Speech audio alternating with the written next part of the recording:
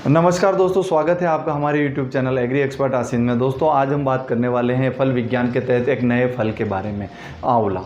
अगर इससे पहले जो हमने 6 फल पढ़ लिए हैं उनके वीडियोज़ आपने नहीं देखे हैं या आप इस चैनल पर नए हैं तो आप डिस्क्रिप्शन बॉक्स में प्लेलिस्ट के लिंक में जाकर भी इन वीडियोज़ को देख सकते हैं। आई बटन में आपको इनके लिंक मिल जाएंगे, वहाँ से भी आप इन वीडियोज़ को देख सकते हैं। अगर दोस्तों आप इस चैनल पर नए हैं तो चैनल को सब्सक्राइब करना नहीं भूलें, और अगर वीडियोज़ आपको अच्छे लग रहे हैं तो एग्रीकल्चर के स्टूडेंट्स जो कृषि पर्यवेक्षक या सहायक कृषि अधिकारी की तैयारी कर रहे हैं वहाँ तक इनको ज़रूर भेजें, जिससे क्या होगा ज़्यादा से ज़्यादा हमारे साथियों को अच्छी जानकारी मिल सके। और ये मेरी कोशिश है कि एग्रीकल्चर सुपरवाइज़र और सहायक कृषि अधिकारी या कृषि अधिकारी तक के जो एग्जामिनेशन होते हैं, जो टॉपिक हमने लिया है उसमें बाहर से क्वेश्चन कहीं से नहीं जाएंगे, इतनी मैं कोशिश कर रहा हूँ। तो उम्मीद है दोस्तों आप इस वीडियो को देखकर ज़्यादा से ज़्यादा लोगों तक शेयर करेंगे। शुरुआत करते हैं आज हम जिस फ्रूट की बात कर रहे हैं, हम आंवले की। अगर राजस्थान के परिप्रेक्ष्य में हम बात करें आंवले की तो आंवला बहुत इम्पोर्टेंट है। अगर क्लाइमेट के हिसाब से भी बात करें तो बहुत ज़्यादा इम्पोर्टेंट है, और अगर इसके बेनिफिशियरी या उपयोग की बात करें तो भी वर्तमान परिप्रेक्ष्य में जब आयुर्वेद का प्रचलन अपनी चरम सीमा पर वापस बढ़ रहा है उस समय आंवले का कहीं ना कहीं बहुत ज़्यादा उपयोग या महती आवश्यकता हो जाती है। तो आज हम बात करेंगे आंवले के बारे में। तो हमने पहले ही जब बात कर ली थी कि जब भी हम फल पढ़ेंगे या कोई भी क्रॉप पढ़ेंगे तो हम उन वन लाइनर को ज़्यादा टच करेंगे या उनको पहले पढ़ेंगे जहाँ से क्वेश्चन पूछे जाते हैं। और ऑलमोस्ट आप ये मान के चलिए कि इन वन लाइन में आपका पूरे की पूरी जो क्रॉप है वो पूरी हो जाती है। वीडियो को अंत तक जरूर देखें, क्योंकि आप अगर इस वीडियो को पूरा देखते हैं और उसको नोट डाउन करते हैं तो ये मेरी गारंटी है कि आपका आंवले से संबंधित कोई भी क्वेश्चन इससे बाहर नहीं जाएगा। अगर हम बात करें आज के फल की तो आंवला इसे कहा जाता है। और अगर हम इसके बॉटनिकल नेम की बात करें दोस्तों तो फाइलेंथस एम्ब्लिका इसका बॉटनिकल नेम है, और इसके दो नाम कहे गए हैं। पहले जो इसका पुराना नाम था वो फाइलेंथस एम्ब्लिका था, जबकि अब इसे एम्ब्लिका ऑफिसिनेलिस नाम से भी जाना जाता है। ये दोनों इसके नाम हैं, किसी भी नाम से आपको क्वेश्चन पूछा जा सकता है, ध्यान रखिएगा आप। फाइलेंथस एम्ब्लिका वो भी आंवला है, और एम्ब्लिका ऑफिसिनेलिस के नाम से पूछा जाता है तो भी वो भी क्या होगा, आपका आंवला होगा। अगर कुल की बात करें तो ये यूफोर्बिएसी कुल से संबंध रखता है, और उत्पत्ति स्थान की बात करें तो ये भारत इसका उत्पत्ति स्थान, हमने पहले बात की थी। आपका केला हो गया, बेर हो गया, आपका आम है, और इसके अलावा खट्टे सिट्रस है, और आंवला ये कहाँ के ओरिजिनेटेड हैं या कहाँ इनका उत्पत्ति स्थान है, तो भारत है। अगर गुणसूत्र संख्या की बात करें तो ये 2x जो होता है 2n2x = 28 इसकी गुणसूत्र संख्या कही जाती है। उसके बाद दोस्तों अगर हम बात करें कि इसका उपयोग किस किस में होता है, तो मैंने अभी आपको एक बात बताई थी, आयुर्वेद जो अब अपनी चरम सीमा पर वापस जाने की ओर बढ़ रहा है और महती आवश्यकता है अभी आयुर्वेद को बढ़ावा मिलने की, तो इस समय इसका उपयोग कहाँ कहाँ होता है। आयुर्वेद की यूँ मान के चलिए लगभग हर मेडिसिन में इसका उपयोग किया जाता है। त्रिफला चूर्ण जो हर्ड, बेहड़ और आंवला तीनों से बनता है। क्वेश्चन कहीं जनरल नॉलेज में पूछ लिया जाए कि जो त्रिफला चूर्ण बनता है वो किस किस से बनता है, हर्ड, बेहड़ और आंवला, तो उसमें आंवले में त्रिफला चूर्ण में इसका उपयोग होता है। उसके बाद बात आती है च्यवनप्राश में, इसका मोस्टली जो इसका इंग्रेडिएंट होता है वो च्यवनप्राश होता है। उसके बाद इसके shampoo, cosmetics, hair oil, oils, lac और अचार, मुरब्बा, कैंडीज, इन सभी में इसका उपयोग वर्तमान परिप्रेक्ष्य में किया जाता है। तो अगर आपसे पूछ लिया जाए कि आंवले का उपयोग सर्वाधिक किस में किया जाता है, त्रिफला और च्यवनप्राश तो मेडिकल में हो गया, उसके बाद कॉस्मेटिक्स में ऑयल और शैम्पूज हो गए, और अगर खाने योग्य बात करें या प्रिजर्वेटिव्स की बात करें, परिरक्षण में क्या बनता है, तो इसका मुरब्बा और कैंडी बहुत ज़्यादा उपयोग में लिया जाता है। उसके बाद अगर हम अगली बात करें तो इसके अन्य नाम क्या है, इसे इंडियन गूजबेरी कहा जाता है। इसे इंडियन गूजबेरी कहा जाता है। बहुत सारे तरह की बेरीज होती है साथियों, ये लगभग हर बेरी अलग अलग कंट्रीज में पाई जाती है और इनके अपना जो न्यूट्रिशनल वैल्यू है वो बहुत अलग है। लेकिन अगर हम बात करें आंवले की तो आंवले को इंडियन गूसबेरी कहा जाता है, 21वीं सदी का फल कहा जाता है, इसे 21st सेंचुरी फ्रूट की संज्ञा इसे दी गई है। और अब अगर अगले बात करें इसमें फल के प्रकार का, तो यहाँ से बहुत ज़्यादा कन्फ्यूजन क्रिएट होते हैं, क्वेश्चन पूछा जाता है। देखिए हेस्पेरिडियम प्रकार का फ्रूट होता है इसमें, लेकिन क्वेश्चन में अक्सर आपसे कैप्सूल पूछा जाता है। अगर आपके पास ऑप्शन में कैप्सूल है आप कैप्सूल करके आइएगा, कैप्सूल नहीं होगा ऑप्शन में तो आंवले के फल प्रकार किस प्रकार का है, हेस्पेरिडियम प्रकार का है। लेकिन अगर आपसे पूछ लिया जाए कैप्सूल तो कैप्सूल प्रकार का होता है। और अगर सब्जी में बात करें तो भिंडी में कैप्सूल प्रकार का फल होता है, जबकि अगर फलों की बात की जाए तो आंवले में इस प्रकार का फल होता है। फिर खाने योग्य भाग की बात करें तो मीज़ोकार्प जो है इसका खाने योग्य भाग माना जाता है। उसके बाद अगली बात करें जलवायु किस प्रकार की है, तो उपोष्ण कटिबंधीय जलवायु का ये पौधा माना जाता है। और पीएच की बात करें, जहाँ पे किसी भी तरह का प्लांट नहीं होता है वहाँ बेर और आंवला दोनों होते हैं। 8.5 पीएच तक आपको बेर बताया था, लेकिन यहाँ पे 7.5 से 9.5 तक की पीएच होगी, आपका आंवला अपने आप सर्वाइव करेगा। अगली बात आती है इसमें न्यूट्रिशनल वैल्यू क्या होती है, तो दोस्तों यहाँ से क्वेश्चन बनता है। विटामिन सी, एस्कॉर्बिक एसिड जिसे कहा जाता है, जिसकी कमी से स्कर्वी डिजीज होता है, वो सबसे ज़्यादा किस में पाया जाता है। मैंने आपको पहले भी जब विटामिन का पार्ट पढ़ाया था वहाँ पे मैंने क्लियर किया। अगर वो वीडियो आपने अभी तक नहीं देखा है, जनरल हॉर्टिकल्चर की प्लेलिस्ट में जाकर उस वीडियो को आप देख सकते हैं। आई बटन में भी इसका लिंक आपको मिल जाएगा। लेकिन यहाँ पर हम थोड़ी सी बात कर लेते हैं कि एस्कॉर्बिक एसिड जो किस फल में सबसे ज़्यादा होता है, तो बात अगर आ जाए कि किस खाने योग्य फल में सबसे ज़्यादा होता है, तो वहाँ पे आपको आंवला करना है। 600 mg पर 100 ग्राम होता है। उसके बाद में अमरूद में 300 mg पर 100 ग्राम होता है। और एग्जैक्ट पूछ लिया जाए तो 290 mg पर 100 ग्राम। और उसके बाद अगर सिट्रस की बात कर लें तो 60 mg पर 100 ग्राम होता है। लेकिन अगर हम बात करें कि किस फल में सबसे ज़्यादा विटामिन सी पाया जाता है, तो फिर बारबेडोस चेरी चला जाएगा। लेकिन जैसे ही वर्ड आपका ऐड हो जाएगा खाने योग्य फल, तो वो खाने योग्य फल कौन सा हो जाएगा, आपका आंवला हो जाएगा। उसके बाद बात आती है आंवले में विटामिन B1 भी पाया जाता है, और ये कितना 3 mg पर 100 ग्राम पाया जाता है। आंवले में अगर कसेलेपन, ये बहुत ज़्यादा इंपॉर्टेंट क्वेश्चन है, इसे स्टार मार्क कीजिएगा, उतारिएगा, लिखिएगा, नोट कीजिएगा। आंवले में कसेलापन किस कारण होता है, आपने स्वयं ने भी खाया होगा। आपने एक आंवला ज़्यादा से ज़्यादा खा लेते हैं, उसके बाद दूसरे आंवला जब हम खाते हैं तो वहाँ पे हमें अजीब सा कसेलापन महसूस होता है। किसके कारण होता है, दो तरह से आपसे पूछा जाता है। पहला तो आपको बहुत सिंपल पूछ लेंगे, तो किस कारण होता है, तो टेनिन के कारण होता है।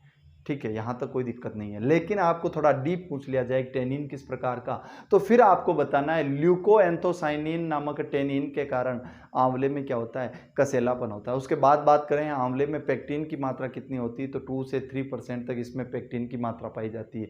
और क्वेश्चन पूछ लिया जाए कि पेक्टिन किस के लिए आवश्यक है, या किस परिरक्षक पदार्थ बनाने के लिए पेक्टिन की आवश्यकता होती है या महत्व की आवश्यकता होती है, तो जेली बनाने के लिए आपके पेक्टिन की आवश्यकता होती है। उसके बाद बात करते हैं आंवले के प्रमुख रोग की, तो रस्ट जो रोग है आंवले का, वो प्रमुख रोग है। और परागण की बात कर ली जाए तो पर परागण होता है। मैंने बेर पढ़ाया था तभी बताया था, वहाँ भी पर परागण होता है। एंटोमोफिलस प्रकार का होता है। क्यों होता है, स्व असंगतता पाई जाती है। पर यहाँ पे किस तरह की कंडीशन होगी, पर परागण है यानी सेल्फ पॉलिनेशन नहीं हो रहा है। क्यों नहीं हो रहा है, यहाँ पे स्व अबंध्यता पाई जाती है, यानी सेल्फ इनकम्पेटिबिलिटी पाई जाती है। एक जो आपकी क्रॉप या एक जो किस्म है आपकी, जैसे आपने चकैया किस्म लगाई है, तो उसके जो मेल पार्टिकल्स या जो परागण है उसी के वर्तिकाग्र को पोलिनेट करने की या निषेचन की क्रिया करने की क्षमता नहीं रखते हैं। इसे स्व अबंध्यता कहा जाता है। दूसरी प्रक्रिया करेंगे तो ऐसी कंडीशन में हमें क्या करना चाहिए, जब भी हम बगीचे लगा रहे हैं, क्वेश्चन पूछा जाता है आंवले में स्वबंध्यता पाई जाती है, इसके निवारण हेतु क्या करना चाहिए। इसके निवारण हेतु जब आप बगीचा लगा रहे हैं तो आपको क्या करना है, 10% पौधे किसी दूसरी किस्म के लगाने, यानी जैसे आपने चकैया पौधे लगा रहे हैं 100 पौधे, तो 90 चकैया के लगाने, 10 किसी अन्य किस्म के लगाने, तो आपका जो क्रॉस पॉलिनेशन है वो इजीली सर्वाइव हो पाएगा और आपके परागण की क्रिया हो जाएगी। उसके बाद अगली बात हम करें, प्रमुख काई के विकार कौन कौन से होते हैं इसमें, तो इसमें प्रमुख जो काई के विकार जो पूछा जाता है वो आंतरिक उत्तक है। क्या होता है, बोरोन की कमी से अंदर का जो गुद्दा है या पल्प है वो खराब हो जाता है, भूरा पड़ जाता है, इसे आंतरिक उत्तक्षय कहा जाता है। किसकी कमी से, बोरोन की कमी से। इसको भी मैंने डिस्क्रिप्शन में आपको बहुत वर्णन करके उसको बताया हुआ है, इसके अलग वीडियोज़ हैं सभी क्रॉप के जो फिजियोलॉजिकल डिसऑर्डर हैं। बोरोन से कौन कौन सी फसलों में काई के विकार होते हैं, जिंक से कौन कौन सी में होते हैं, मैग्नीज से, तो पर्टिकुलर जितने भी होते हैं मैंने आपको बता रखा है। उसको भी आप जनरल हॉर्टिकल्चर की प्लेलिस्ट में जाके उन वीडियोस को देख सकते हैं। अगर हम यहाँ बात करें कि कौन सी किस्म से, अब बात करेंगे क्वेश्चन की कि कौन सी किस्म में सबसे ज़्यादा आंतरिक उत्तक्षय होता है, तो एक किस्म है फ्रांसिस, जिसी को हाथीजूल कहा जाता है। फ्रांसिस और हाथीजूल एक ही नाम है, एक ही किस्म के दो नाम हैं। जैसे हम हापूस या जो लंगड़ा आम है अल्फांजो, माफ़ कीजिएगा, अल्फांजो जो किस्म है उसी को हाफूस कहा जाता है। उसी तरह जो फ्रांसिस किस्म है आंवले की उसको ही हाथीजूल कहा जाता है। इसमें क्या होता है, सर्वाधिक आंतरिक उत्तकक्षय होता है और बहुत ज़्यादा पूछा गया है। अब इस उत्तकक्षय से रोकने के लिए या नियंत्रण के लिए हमें क्या करना चाहिए, 0.6% बोरेक्स का उपयोग करें, 0.6% बोरेक्स का उपयोग करना चाहिए। अब क्वेश्चन पूछा गया है यूपी बोर्ड के एक एग्जाम में, बोरेक्स में बोरोन की मात्रा कितनी होती है, बोरेक्स में बोरोन की मात्रा 3.5% बोरेक्स में बोरोन होता है, तो याद रख लीजिएगा। मैंने आपको स्क्रीन पर दे रखा है, स्क्रीनशॉट आप ले सकते हैं। और भी अगर आपको इनके पीडीएफ चाहिए तो आप मुझे पर्सनली व्हाट्सएप पे या आपके कमेंट बॉक्स में आपको पीडीएफ चाहिए, इस तरह का आप कमेंट छोड़ के आपके व्हाट्सएप नंबर मुझे उसमें मेंशन कर सकते हैं। मैं कोशिश करूंगा कि वहाँ पे आपको दे पाऊँ। उसके बाद बात आती है कि हमने पढ़ लिया था कि ऐसी कौन सी किस्म है जिसमें सबसे ज़्यादा आंतरिक उत्तक होता है, लेकिन ऐसी कोई किस्म भी होगी साइंटिस्टों ने बनाई होगी जो रेजिस्टेंस शो करती हो, जो प्रतिरोधी हो। तो ऐसी कौन सी किस्म है? चकैया ऐसी किस्म है जिसमें आंतरिक उत्तक श्रेय नहीं होता है, प्रतिरोधी किस्म है। अब उसके बाद बात आती है कि आंवले का पौधा जो है वो सूखे में इतना रेजिस्टेंस क्यों है? तो इसमें क्या होता है, पौधे में परागण की क्रिया होती है, फल बनते हैं और बहुत छोटे फल बनते हैं, उसके बाद में सुषुप्त अवस्था में चला जाता है, उसके बाद वापस फ्रूटिंग की क्रिया होती है। तो ये इसकी थोड़ी सी टेंडेंसी है जिसके कारण ये सर्वाइव कर पाता है सूखे में। उसके बाद बात आती है सर्वाधिक क्षारीय मृदा या लवणीय मृदा में आंवला जो है वो सर्वाइव कर पाता है। क्वेश्चन पूछा जाता है कि ऐसा कौन सा फल वृक्ष है जो सर्वाधिक क्षारीय या लवणीय मृदा में भी सर्वाइव कर सकता है, यानी 7.5 से लेकर 9.5 pH तक ये सर्वाइव कर सकता है। तो ऐसा पौधा कौन सा है?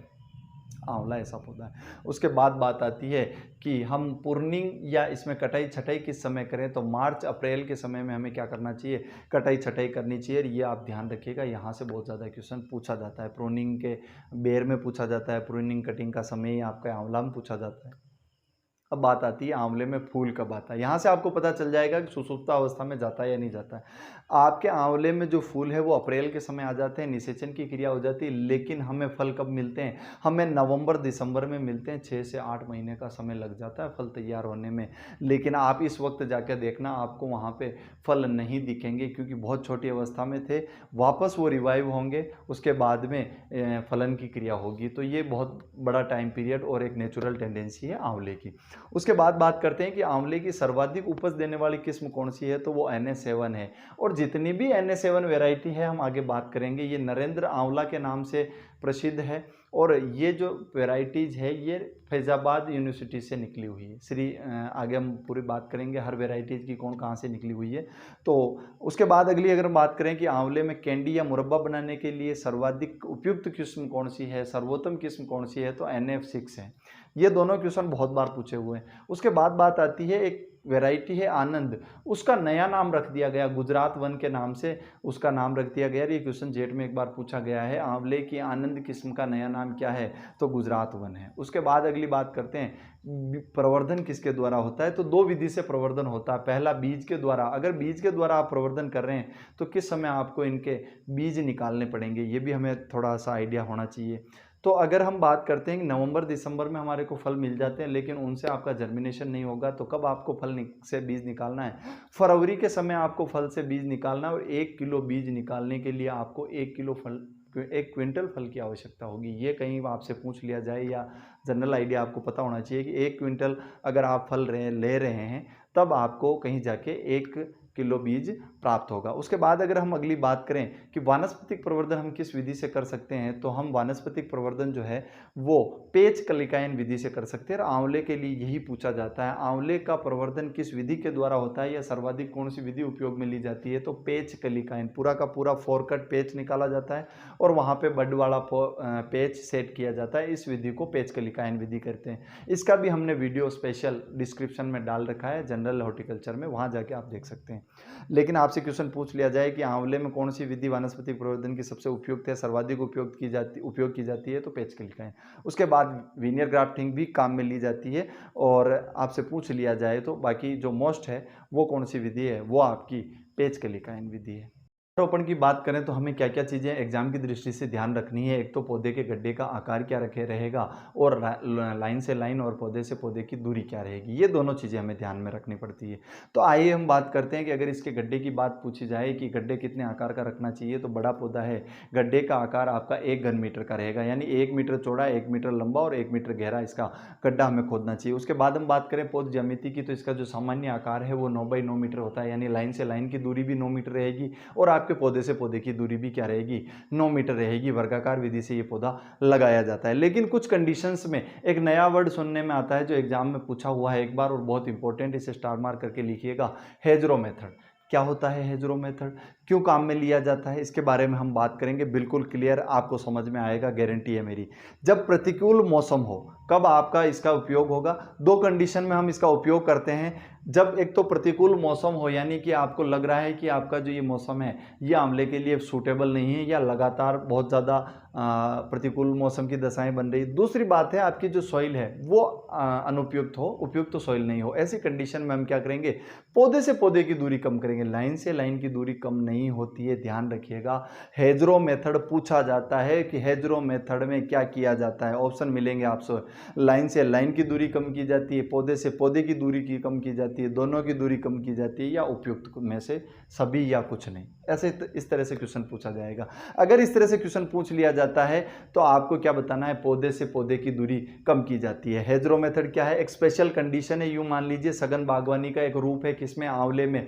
कब उपयोग में लिया जाता है, जब प्रतिकूल मौसम हो या अनुपयुक्त मृदा हो, तब क्या करते हैं, पौधे से पौधे की दूरी कम कर देते हैं। कितनी कर देते हैं, लाइन से लाइन की तो जो 9 मीटर थी वो थी, लेकिन हम क्या कर देंगे, पौधे की 9 मीटर से या तो 4 मीटर कर देंगे या 5 मीटर कर देंगे। ऐसी कंडीशन अगर हम करते हैं तो ये विधि कौन सी कहलाती है, आपकी हेजरो विधि कहलाती है। इसको आप ढंग से इसका स्क्रीनशॉट ले लीजिएगा और इसको लिख लीजिएगा। उसके बाद बात आती है उन्नत किस्म की। अगर उन्नत किस्म की बात करें तो बहुत ज़्यादा इसमें किस्में निकली हुई है, लेकिन कुछ किस्में ऐसी है जो बहुत अच्छा अपना प्रोग्रेसिव प्रोडक्शन दे रही है, अच्छा प्रोडक्शन दे रही है। अगर बात करें चकैया की तो देर से पकने वाली किस्म है, आंतरिक उत्तक क्षय नहीं होता। सबसे मोस्ट जो इसका गुण है वो ये है, आंतरिक उत्तक क्षय से प्रतिरोधी ये किस्म है, लेकिन फिर भी एक प्रॉब्लम है, एकांतर फलन इसमें पाया जाता है। एकांतर फलन पाया जाता है, ऑन ईयर ऑफ ईयर वाला मेथड इसमें पाया जाता है, इसलिए लोग या किसान इसकी तरफ कम आकर्षित हैं। लेकिन सबसे मस्ट है ये, इसका जो भाव है, इसकी जो रेट है वो अच्छी मिलती है। दूसरी चीज़ आपकी क्या है, आंतरिक तक्षय इसमें नहीं लगता है। तो चकैया जो किस्म है वो बहुत इंपॉर्टेंट। उसके बाद बात आती है, यहाँ पे हम बात करेंगे NA4 की, और NA4 का अन्य नाम क्या है, कंचन नाम है। ये कहाँ से तैयार हुई है, ये मैंने पहले ही बताया था, फैजाबाद यूनिवर्सिटी से तैयार हुई है, और चकैया से सेलेक्टेड किस्म है। इसमें एकांतर फलन नहीं पाया जाता है। उसके बाद बात करें NA5 की, तो उसका जो अन्य नाम है वो कृष्णा है, साथ में लिख लीजिएगा, हो सकता है कहीं कृष्णा के नाम से पूछ ले। उसके बाद बात करें हाथीजूल की, मैंने पहले ही बताया था आपको, इसी को फ्रांसिस नाम से जाना जाता है। और इसमें दिक्कत क्या है, बहुत अच्छी किस्म है, लेकिन सर्वाधिक क्या पाया जाता है यहाँ पे, सर्वाधिक आंतरिक। उसके बाद अगर हम और उन्नत किस्मों की बात करें तो NA6 है, और NA6 से पूछा जाता है मुरब्बा या कैंडी बनाने के लिए सर्वोत्तम किस कौन सी है, तो NA6 है। उसके बाद बात आती है NA7 की, अमृत इसका नाम है, और फ्रांसिस से चयनित है। इसमें आंतरिक उत्तक से काफ़ी हद तक कम होता है। उसके बाद बात आती है NA8, NA9 भी इसी की वेराइटी है, और NA9 को नीलम नाम से भी जाना जाता है। उसके बाद बात आती है NA10, ये भी किसकी वेराइटी है, आंवले की वेराइटी है, और इसकी जो पूरी फॉर्म होती है, फुल फॉर्म, ये क्या है, नरेंद्र आंवला 10, नरेंद्र आंवला 9, नरेंद्र आंवला 8, 7, 6, इस तरह इसके नाम है।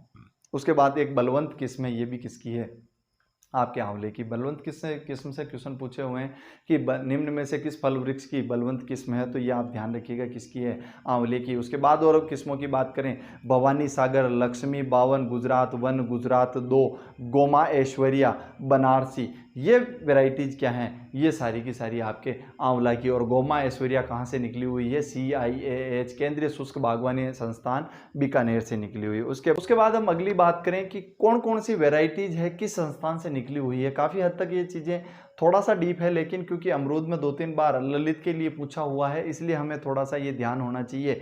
ज़्यादा आपको कुछ नहीं करना है, जितनी भी वेराइटीज़ है जिनके आगे NA लिखा हुआ है, NA, वो सारी की सारी कहाँ से निकली हुई है, नरेंद्र देव कृषि विश्वविद्यालय फैजाबाद से निकली हुई है। यहाँ पे आपको कुछ भी नहीं देखना, नरेंद्र आंवला, नरेंद्र देव कृषि यूनिवर्सिटी या कृषि विश्वविद्यालय फैजाबाद। अब यहाँ से 2-3 वेराइटी ऐसी है जो बहुत फेमस है, यहाँ पे आपको ध्यान रखना है, बनारसी, चकैया और बलवंत। और एक थोड़ा सा कन्फ्यूजन मैं क्लियर कर दूं, बनारसी जो है वो आंवले की किस्म है, और बनारसी कड़ाका जो है वो बेर की किस्म है। मैंने पिछली बार पढ़ाया था, ये कहीं आप नोट कर लीजिएगा। उसके बाद बात आती है भवानी सागर, कहाँ से निकली हुई है, तमिलनाडु कृषि विश्वविद्यालय से भवानी सागर निकली हुई। उसके बाद बात करें लक्ष्मी बावन की, तो ये केंद्रीय उपोष्ण बागवानी संस्थान रहमान खेड़ा, लखनऊ से निकली हुई है, जहाँ से अमरूद की ललित और श्वेता किस्म निकली हुई है। तो ये थोड़ा सा नोट डाउन कीजिएगा। उसके बाद गुजरात 1-2 की बात करें, ये कहाँ से निकली हुई हुई है, तो मैंने बताया था गुजरात वन का ही नाम क्या था पुराना, आनंद था। इसका मतलब ये कहाँ से निकली होगी, आनंद कृषि विश्वविद्यालय जो गुजरात से ये निकली हुई है। उसके बाद बात करें गोमा ऐश्वर्या की, तो वो कहाँ से निकली हुई है, केंद्रीय शुष्क बागवानी अनुसंधान संस्थान बीकानेर से निकली हुई है। इसका आप स्क्रीनशॉट ले लीजिए क्योंकि काफ़ी हद तक ये इंपॉर्टेंट आपके लिए हो सकती है। उसके बाद अगली अगर हम बात करना चाहें आंवले के लिए, तो आंवले में हम अगली बात करेंगे आंवले के कीटों के बारे में। बहुत ज़्यादा कीट इसमें लगते नहीं, एक रोग है रस्ट, वो सबसे ज़्यादा नुकसानदायक है, लेकिन फिर भी अगर आपको एग्जामिनेशन की दृष्टि से पूछा लिया जाए, बता दिया जाए तो ठीक रहेगा। एक सूटगोल मेकर आता है जो तने में काफ़ी हद तक नुकसान पहुंचाता है, बेटनोसा स्टाइलिफोरा नाम से ये कीट आता है। और इससे ज़्यादा नहीं पूछा जाता है कि सूटगोल मेकर किस फल वृक्ष का कीट है, आंवले का। इसका जूलॉजिकल नाम पूछ लिया जाए तो बेटनोसा स्टाइलोफोरा इसका जूलॉजिकल नेम है, और ये किस में नुकसान पहुंचाता है, आंवले में नुकसान पहुंचाता है। उसके बाद आता है एक बार्क ईटिंग कैटरपिलर, यानी ये क्या होता है, छाल भक्षक सुंडी, या जिसे छाल काटने वाला कीड़ा या लट लार्वी कहा जाता है। उसके बाद इसके जूलॉजिकल नाम की बात आती है, और ये जो छाल भक्षक सुंडी है ये आम में भी आती है, ये अनार में भी आती है। एक रामबाण बताता हूँ, एक लॉजिक बताता हूँ आपको। अगर जूलॉजिकल नाम पूछ लिया जाए, इंडरबेला याद रख लेना, अगली स्पीसीज अलग अलग हो जाती है। इंडरबेला क्वाड्रिनेटा नामक जो कीट है उसको क्या कहा जाता है, छाल भक्षक कीट कहा जाता है। नाम से स्पष्ट है ये किसको काटता है, छाल को काटता है। उसके बाद बात आती है रोग की। रोग मैंने आपको बता दिया था, एक ही रोग बहुत इंपॉर्टेंट है जिसे हम रस्ट कहते हैं, जिसी को हम रोड़ी कहते हैं, और जिसी को रिंग रस्ट कहते हैं। देखिए रिंग रस्ट इसलिए कहा जाता है कि इसके जो स्पॉट बनते हैं वो गोलाकार बनते हैं, इसीलिए इसे कौन सी रस्ट कहा जाता है, रिंग रस्ट कहा जाता है। किस प्रकार का रोग है, कवक जनित रोग है। कवक कौन सी होगा, रिविनेलिया एम्ब्लिका नामक कवक से ये रोग होता है। बहुत बाहर पूछा हुआ मोस्ट रिपीटेड क्वेश्चन है आंवले के। अगर बात की जाए कि किस कवक से होता है, तो रिविनेलिया एम्ब्लिका से होता है। किससे होता है, कवक से होता है। और क्या होता है, रस्ट रोग होता है, जो इसका प्रमुख रोग है। उसके बाद अगर हम अगली बात करें दूसरे रोग की, तो ब्लू मोल्ड होता है। इसमें क्या हो जाती है, नीली सड़न आ जाती है। कवक जो है उसका रंग किस प्रकार का हो जाता है, नीली कलर हो जाता है। और कौन सी कवक है, पेनिसिलियम डिजिटेटम नामक कवक से ब्लू मोल्ड नामक बीमारी होती है, किसकी, आंवले की। और एक इंपॉर्टेंट चीज, कहाँ होती है, तुड़ाई के बाद होती है, फील्ड में नहीं होता है। ये रोग कहाँ होता है, तुड़ाई के बाद होने वाला आंवले का रोग कौन सा है, ब्लू मोल्ड रोग है। किससे होता है, कवक से होता है। कौन सी कवक से होता है, पेनिसिलियम डिजिटेटम नामक कवक से ये रोग होता है। क्या करना चाहिए, आपने तोड़ लिए फलों को, बोरेक्स से उपचारित कर लीजिए, आपकी ये कवक नहीं लगेगी। उसके बाद बात आती है काई के विकार की, हम पहले भी कर चुके हैं, थोड़ा सा डिस्क्रिप्शन में पढ़ेंगे इस चीज़ को। क्या होता है, आंतरिक उत्तक से, इसको इंग्लिश में कहा जाता है इंटरनल नेक्रोसिस। इंटरनल यानी आंतरिक, और उसमें नेक्रोसिस यानी जो उसका जो उत्तक है वो खराब हो जाते हैं, भूरापन आ जाता है। ये जो स्थिति है ये क्या कहलाती है, आंतरिक उत्तक कहलाती है। किसकी कमी से होता है, बोरोन पोषक तत्व की कमी से होता है। क्या कर सकते हैं, बोरेक्स का उपाय करना चाहिए 0.6%। अब छिड़काव कितने करने हैं, क्वेश्चन पूछा हुआ है, थोड़ा सा आप ध्यान रखना, थोड़ा डीप है। 3 छिड़काव करने हैं, किसके, बोरेक्स के। कितना, 0.6%। बोरेक्स में बोरोन कितना होता है, 10.5%। अब इसके छिड़काव 3 करने, कब कब करने, पहला छिड़काव कब करें हम, अप्रैल में करें, यानी फ्लावरिंग स्टेज पे करें। दूसरा छिड़काव कब करें, हम जुलाई में करें, जब वापस रिवाइव होता है, फल बनने लगते हैं, तब करें। तीसरा छिड़काव कब करें हम, सितंबर में करें, जब फल बनने की क्रिया स्टार्ट हो जाती है, बहुत अच्छे फल बन जाते हैं, तब करें। इन तीनों समय में हमें अप्रैल, जुलाई और सितंबर 3 स्प्रे हमें करने हैं, किसके, आपके बोरेक्स के करने हैं। उसके बाद अगर हम अगली बात करें उपज की, नवंबर दिसंबर में आपको प्रोडक्शन मिलना शुरू हो जाता है। और अगर इसकी जो कब ये तैयार हो जाता है, या इसकी जो मैच्योरिटी इंडेक्स है, परिपक्वता की जो जांच है वो कैसे करते हैं, आपेक्षिक घनत्व कैसे करते हैं, किस किस में करते हैं, आम में भी आपेक्षिक घनत्व से करते हैं और आपके आंवले में भी आपेक्षिक घनत्व से करते हैं। वहीं बात आ जाए आपकी कि आपके केले में किससे करते हैं, तो एंगुलरिटी से करते हैं। 3/4 एंगुलरिटी या कोणिता उसकी होती है, तो वो परिपक्व माना जाता है। आंवले में अगर आपेक्षिक घनत्व कितना हो तो पका हुआ माना जाए, तो 1.02 अगर इसका आपेक्षिक घनत्व है तो वो परिपक्व माना जाता है। उसके बाद इसके टीएसएस की पे भी परिपक्वता की बात आती है, तो 10% टीएसएस पर ये परिपक्व माना जाता है। प्रोडक्शन की जहाँ तक बात आती है, 160 से 180 किलो फल प्रति वृक्ष या प्रति पौधा हमें मिलते हैं। और अगर हम हेक्टेयर की बात करें तो 10 से 12 टन आपको प्रति हेक्टेयर उपज प्राप्त हो सकती है। तो ये था पूरा का पूरा वीडियो दोस्तों आंवले के बारे में। उम्मीद करता हूँ थोड़ा फास्ट ज़रूर है क्योंकि आपके एग्ज़ाम बहुत नज़दीक हैं। मुझे हॉर्टिकल्चर का कोर्स बहुत जल्दी कराना है। मेरा खुद का स्वास्थ्य थोड़ा सा ख़राब है और भी कई सारी ऐसी बाउंडेशंस हैं जिनके कारण उतना समय हम जितना चाहते हैं उतना नहीं ले पाते हैं, बहुत कम समय है। तो उम्मीद करता हूँ जितने कम से कम समय में मैं आपको अधिक से अधिक मैटर दे सकूँ उतना देने की मैं कोशिश कर रहा हूँ। और ज़्यादा से ज़्यादा आप वीडियो को शेयर करें। और अगर वीडियो आप देख रहे हैं एग्रीकल्चर सुपरवाइजर या किसी भी तैयारी के लिए तो आप उसको नोट डाउन ज़रूर करें, क्योंकि अगर जब तक आप लिखेंगे नहीं तब तक आप निखरेंगे नहीं। धन्यवाद दोस्तों, मिलते हैं अगले वीडियो में किसी और फ्रूट के साथ। तब तक के लिए धन्यवाद।